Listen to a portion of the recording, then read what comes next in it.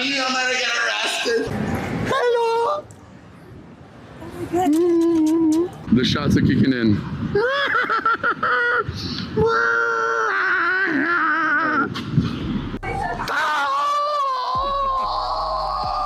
Very important question for you. Can I shove this up your booty?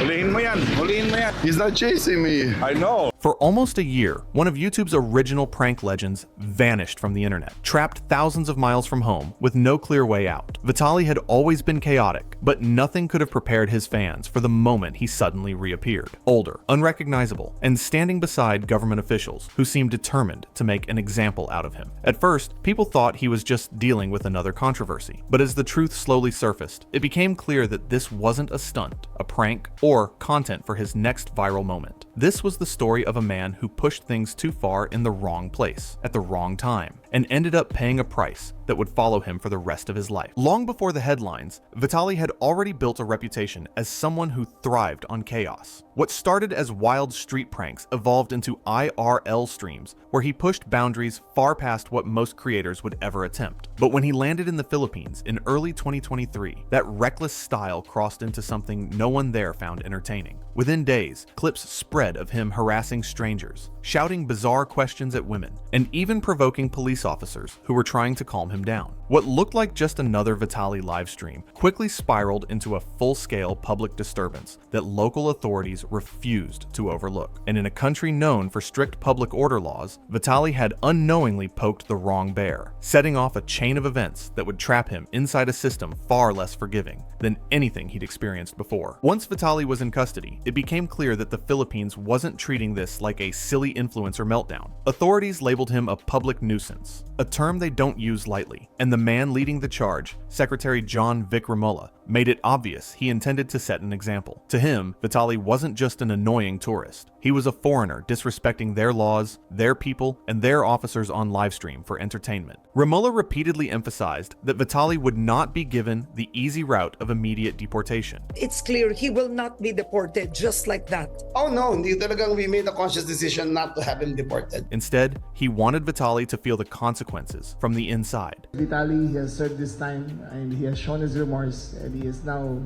a free man when he goes back to Russia. And for a streamer who thought getting detained would just be part of the content, reality hit fast. This wasn't some YouTube stunt. This was a country where your attitude determines whether you walk out or sit for a very long time. Things took a darker turn when the clips of Vitali inside the station started circulating. Instead of calming down or showing even a hint of respect, he doubled down on the chaos. He flirted with officers, cracked crude jokes, and kept playing to the camera like he was invincible. At one point, he even mocked his own arrest, shouting dramatic lines as if he were filming a prank video instead of facing real charges. And the worst part? The officers could see he wasn't taking any of it seriously. In a country where decorum and respect are part of the culture, Vitali's behavior wasn't just obnoxious, it was insulting. Every smirk, every taunt, every attempt to turn his detention into content only convinced authorities that he wasn't learning anything. And all of this would come back to bite him in the hardest way possible, because the person in charge of deciding his fate had been watching the entire meltdown unfold. By the time Vitali was dragged into his first press conference, he had already done enough damage. But somehow,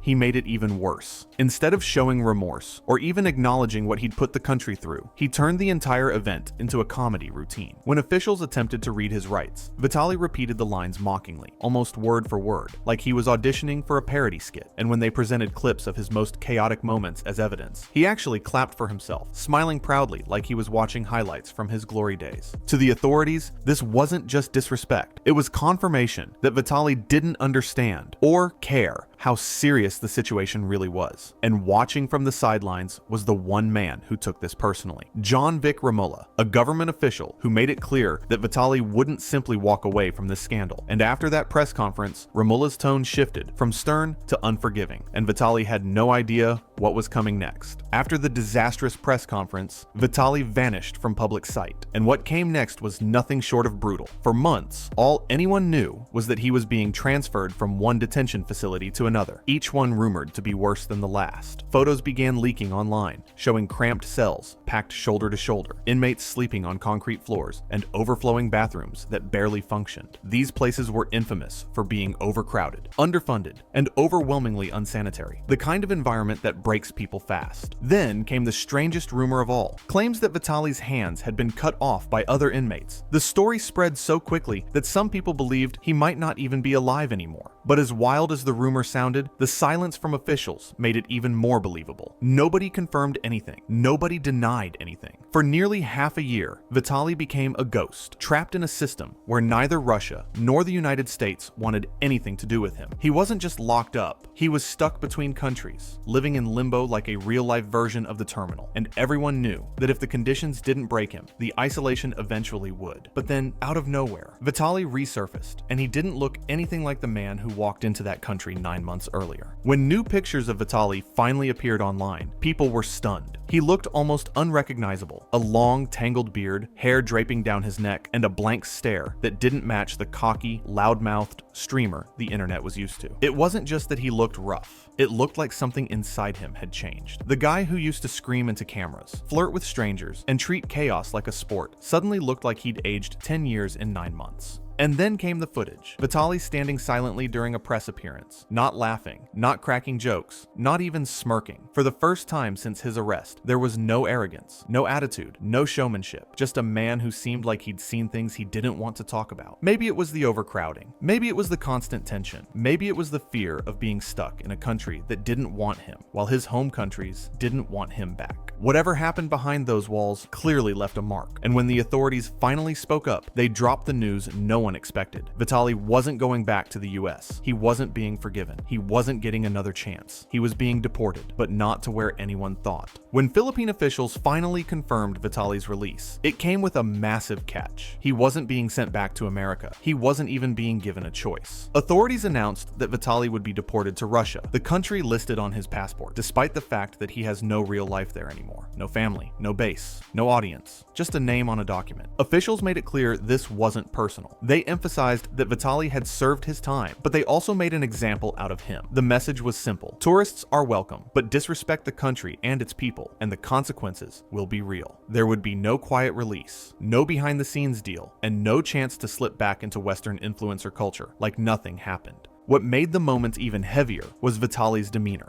Gone was the smirking troll who laughed in court and mocked the system. This time, he stood there quietly, eyes forward, saying nothing. Whether it was fear, exhaustion, or the reality finally settling in, it was obvious he understood something now that he didn't before. This chapter had closed, and the next one wasn't going to be easy. And that raised the biggest question of all. If Vitali couldn't return to the US, and Russia restricted almost everything he built his career on, what kind of future was even left for him? On paper, Vitali is being sent home, but in reality, Russia might be the worst possible place for someone whose entire identity is built on IRL streaming, shock content, and Western platforms. Almost everything that made Vitali relevant either doesn't exist there or is heavily restricted. YouTube monetization has been blocked in Russia for years. TikTok live streaming is restricted. Instagram and Facebook are inaccessible without workarounds. Even basic live streaming comes with heavy censorship laws, especially when content is seen as disruptive, hostile, or humiliating to the public. The exact behavior that made Vitali famous is the same behavior that can get you shut down, or worse, in that environment. And unlike the Philippines, Russian authorities are not known for press conferences, patience, or public warnings. If Vitali slips back into old habits, there's no viral clip, no slap on the wrist, no lesson learned moment. The consequences would likely be quiet, fast, and permanent.